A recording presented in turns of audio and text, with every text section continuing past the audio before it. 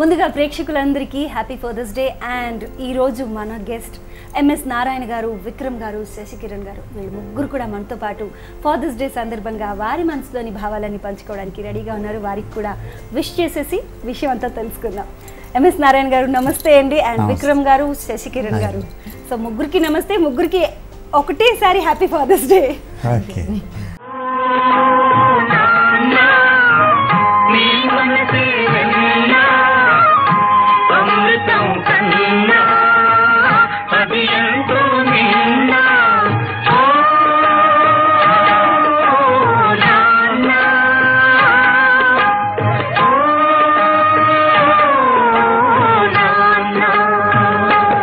Fathers Day సందర్భంగా first ఒకసారి మీ ఫాదర్ని గుర్తు చేసుకుందాం. వారి పేరు, వారి వృత్తి, వారు ఎలా ఉండేవారు? పేరు మైలవరం బాపిరాజు.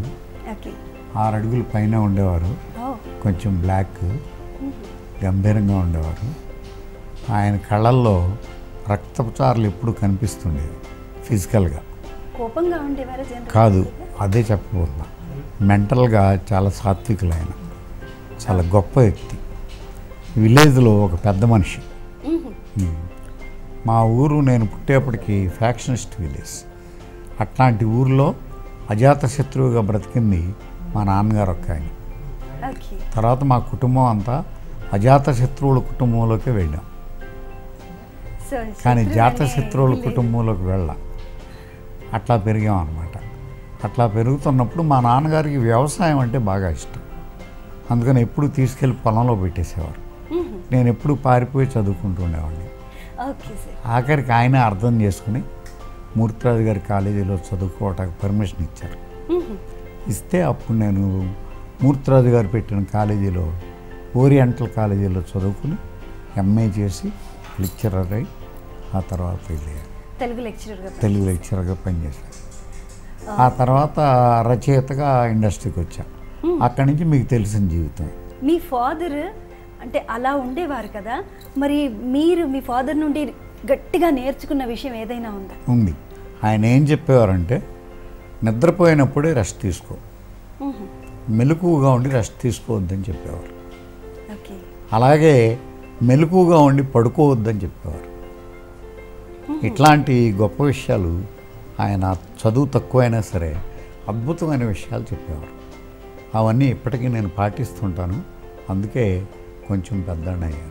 విక్రమ్ గారు ప్రేక్షకులందరికీ తెలుసు, కొడుకు చిత్రం ద్వారా మీరు హీరోగా పరిచయం అయ్యారు. కానీ ఎక్కువగా మీరు కోర్టులో కనిపిస్తుంటారంటారండి అందరూ.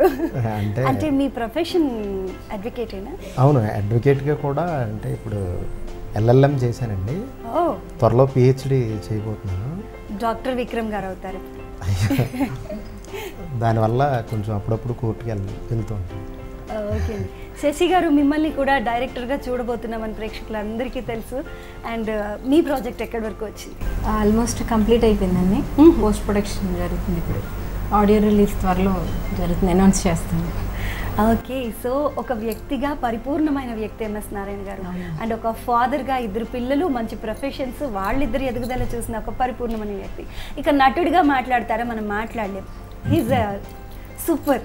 సో అంత పరిపూర్ణమైన వ్యక్తి పిల్లలు మీరిద్దరు ఎలా ఫీల్ అవుతున్నారు? చాలా ప్రౌడ్గా ఫీల్ అవుతామండి.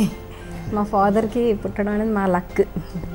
మా ఫాదరు, నేను మా మదర్కి, మా ఫాదర్కి కూడా స్టూడెంట్ అండి.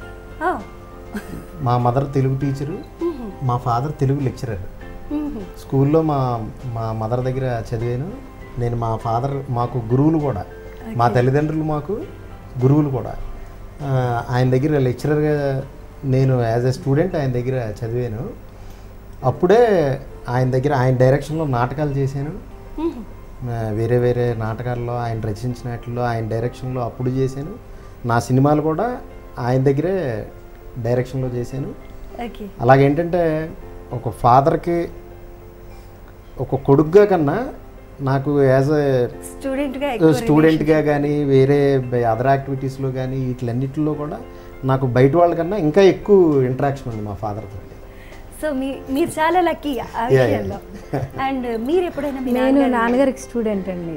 ఓకే. యాక్చువల్లీ మా స్కూలింగ్ అంతా వేరే స్కూల్లో అయింది నాది. బ్రదర్ది అమ్మ దగ్గర, అమ్మ స్కూల్లోనే. తర్వాత డాడీ కోసం అని చెప్పి మా ఫ్రెండ్స్ అందరూ వేరే కాలేజీలో జాయిన్ అయితే నేను ఈ కాలేజీలోనే జాయిన్ అయ్యా. నాన్నగారు నేను చదివిన తర్వాత ఆయన అక్కడ విఆర్ఎస్ తీసుకొని వచ్చేసారు, మొత్తం కంప్లీట్గా ఫీల్డ్కి వచ్చేసారు. ఓకే. సో దట్స్ వై అక్కడ స్టూడెంట్స్ అంతా కూడా చాలా ఇన్స్పైర్ అయ్యేవారు డాడీ లెసన్స్ చూసి. ఆయన లెసన్ చెప్తుంటే పక్కనున్న క్లాసెస్ వాళ్ళు అంతా ఇక్కడే ఉండేవారు. అంత ఇన్స్పిరేషన్గా ఉండేది and also entertaining also. So అంత ఎంటర్టైన్ అంటే ఎవరైనా పర్ఫెక్ట్గా ఏదైనా చెప్పగలిగినప్పుడు పిల్లల్ని అటెన్షన్ చేయగలిగిన వాళ్ళే ప్రేక్షకుల్ని కూడా అటెన్షన్గా ఉంచుకోగలిగారు. సో అంత అటెన్షన్ పిల్లల దగ్గరే ఉంచుకున్నారంటే ఇంకా ప్రేక్షకుల దగ్గర ఎలా ఉంటుంది? మా చిన్నప్పటి నుండి ఆయన ఇంట్లో థియేటర్ ప్లేస్ అవి చేసేవారు. సో లైక్ ఇంతప్పటి నుంచి చూసేవాళ్ళం. We grow up watching him directing and writing scripts and all. That's how we got inspired. Sir, మీరు మీ ఇద్దరు పిల్లలు ఎంత హ్యాపీగా ఉన్నారు కదా, మీ ఇద్దరు పిల్లలు పని చేస్తున్నప్పుడు కానివ్వండి, వాళ్ళ ఎదుగుదల చూస్తున్నప్పుడు కానీ మీకు ఎలా ఉంటుంది యాజ్ ఎ ఫాదర్గా? చాలా సంతోషంగా ఉంటుందండి. అయితే ఇంకా అభివృద్ధిని సాధించాలి. టీచర్లే అండి, మీరు టీచర్లే. మా మాస్టర్లు కూడా ఎంత ఎదిగినా ఇంకా ఎదగాలనేవారు. నిజమే కదా, ఎంత ఎదగాలి అనే దానికి అంతులేదు. కొంతమంది కోట్లు సంపాదిస్తారు, కొందరు శతకోట్లు సంపాదిస్తారు. అయినా సరే వాళ్ళు వర్క్లోనే ఉంటారు, ఇంకా చేయాలనే అనుకుంటుంటారు. అది మంచి లక్షణం. ఎందుకంటే నేను పరిపూర్ణుని అయిపోయాను అనుకునే ఎవరు కూడా పరిపూర్ణత్వాన్ని సాధించినట్టు కాదు. జీవితంలో పరిపూర్ణత్వం లేదు. చనిపోయే ముందు అన్నీ నేర్చుకున్నవాడు, అన్నీ తెలిసినవాడు, అన్ని గ్రంథాలు చదివినవాడు కూడా ఇంకా ఏదో ఒకటి చదవచ్చు, ఇంకా ఏదో ఒకటి నేర్చుకోవచ్చు, ఇంకా ఏదో ఒకటి నేర్పచ్చు అనేటటువంటి అంతులేనిది విజ్ఞానం అనేది. అది ఎంతోమంది పండితులు, శాస్త్రజ్ఞులు, సైంటిస్టులు, డాక్టర్లు, లాయర్స్, ఆర్టిస్టులు ఎంతమంది కానివ్వండి, ఎన్ని వృత్తుల్లో ఉండనివ్వండి, వాళ్ళు మేము పరిపూర్ణమైనటువంటి వ్యక్తులం అని చెప్పరు. తెలిసిన వాళ్ళు ఎవరు చెప్పరు. కాబట్టి ఇంకా ఎదగాలని, ఇంకా ఇప్పుడే ప్రారంభ దశలో ఉన్నారు కాబట్టి ఇంకా ఎదగాలి అనే కోరిక నాలో ఉంది.